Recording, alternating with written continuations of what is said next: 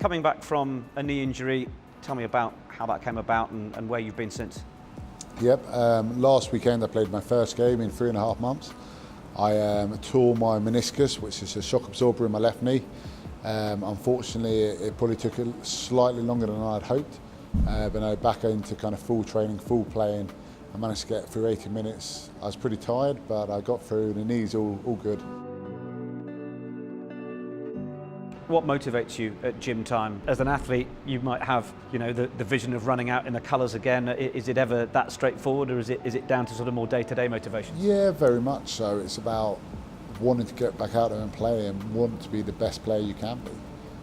It's not always the most enjoyable thing, especially when you have to go do a session on your own, or you have to come in early and do an extra fitness session or whatever it be.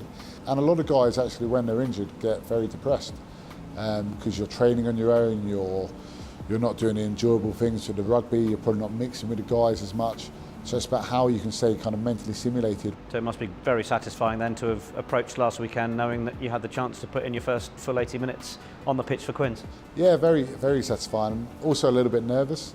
I think when you've been out for that amount of time, the first game back, you're always slightly, is it okay, have I done enough, all this kind of stuff. So yeah, to get through that first game was very satisfying.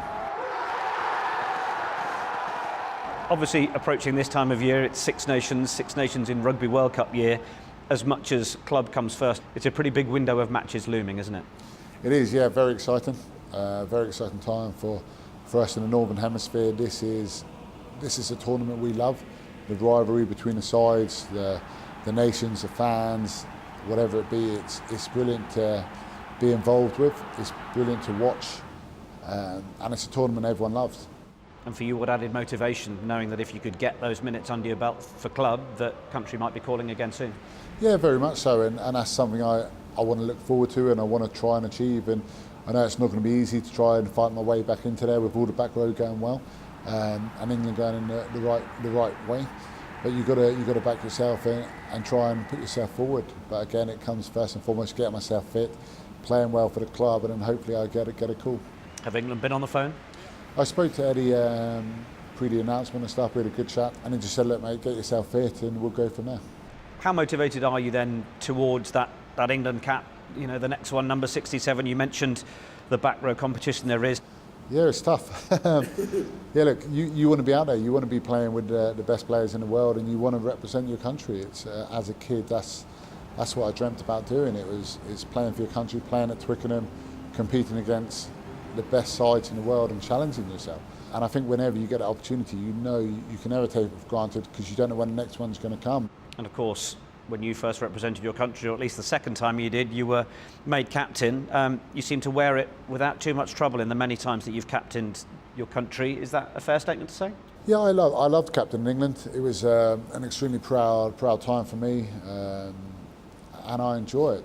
Unfortunately, it didn't end how I would have liked, and I'm not proud of all that. But it was something which was a new challenge to me in terms of group dynamics, getting the best out of people, and working with different people in a different, probably a more pressured environment. And I think you learn a lot about yourself. You learn bits you can take away and move forward with in life. And at the moment, and if getting called back into England in the last couple of times I played, it's just playing and doing your role to the best of your ability, and supporting Dylan, supporting Owen, and doing that as well as you can. You touched on that moment from 2015. Do you ever reflect on that and wonder, whether your methods could have been any different or would be any different in the future? Yeah, of course. That will always be, that World Cup will always be a scar I'll wear, and it'll always be part of me. And I don't think I'll ever fully get over it. It'll always be a part of my sporting journey. And unfortunately, in sport, you have massive highs and you have pretty big lows as well. And that for me was definitely that. So look, you learn from it. It wasn't an easy chapter in my life, but you learn to overcome things. And would a further chance to move forward and move past that potentially be to get fit for England, the Six Nations, and then through some warm-up games and play a part in another World Cup? Very much so. That's very much my goal. To hopefully get over to Japan. It'll be an incredible tournament, and for myself and a lot of players, we want to right some of those wrongs. We want to get back out there. Myself, I massively want to get back out there and give it another shot. Chance of redemption. Exactly. This Guinness Six Nations then, it starts for England with this huge game against Ireland in Dublin. You've Beat them in Dublin as captain in 2013. What's a match like over the Irish Sea? It's intense. Look, whenever you go to any of these venues, they're intense. I think with Ireland at the moment, they're a very dangerous side. Going over there in particular, you know there's going to be a lot of high balls, there's going to be a lot of territory, there's going to be a lot of set piece, and there's probably going to be a couple of smart plays or sneak plays they're going to try and put in there. They've got a very good kind of coaching setup or from the outside world. So as an England side, you've got to be able to match that, you've got to be able to deal with that aerial threat, but that's not just people in the backfield's position. It's the people kind of putting pressure on the box kicker to make sure he has a bad kick, because Conor Murray, there's probably not many better than him in world rugby at the moment. Then it's kind of escorting runners back to help your catchers as best as possible. If the ball goes down, it's getting a loose ball. It's the same as line out. It's not just down to the hooker's throw. There's a lot of kind of elements in it which people will need to be accountable for. Will England and Eddie be relishing the pressure that Ireland are under to get this result at home? Because that win against the All Blacks is, well, under Eddie's eyes, he's now said that Ireland are the best side in the world. They look pretty good, don't they? Yeah. They look pretty good, and they played well that day. Well, they played well for some time now, haven't they? And look, I'm sure Eddie and the boys can't wait for this game. And look, as a player, these are the ones you want to be involved with.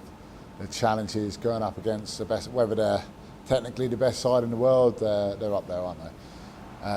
Going over to their home ground is, as an English side, it's backs to the wall. It's a challenge that you really enjoy, and I think as a team it brings you closer together going to these arenas, and it gets me excited just thinking about it. And I'll be an English fan. I'll be cheering the guys on, and I'm excited thinking about just watching it. So to have that, to those guys lucky and privileged enough to play in it, they'll be looking forward to it, I'll tell you that. And where will you be watching it? I'm not sure, probably just at home. I get excited. If a ball goes down, I'm like, oh, or I'm like any other fan.